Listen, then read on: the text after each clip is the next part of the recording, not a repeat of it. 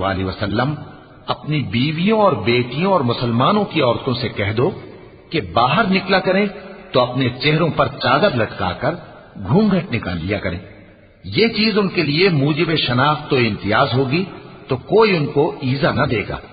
اور اللہ بخشنے والا ہے، مہربان ہے.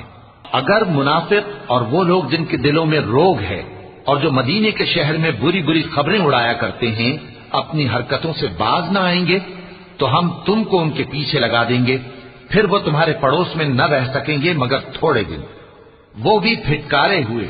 جہاں پائے گئے پکڑے گئے اور جان سے مار ڈالے گئے. جو لوگ پہلے گزر چکے ہیں ان کے بارے میں بھی اللہ کی یہی عادت رہی ہے، اور تم اللہ کی عادت میں تغیر و تبدل نہ پاؤ گے. لوگ تم سے قیامت کی نسبت دریافت کرتے ہیں کہ کب آئے گی.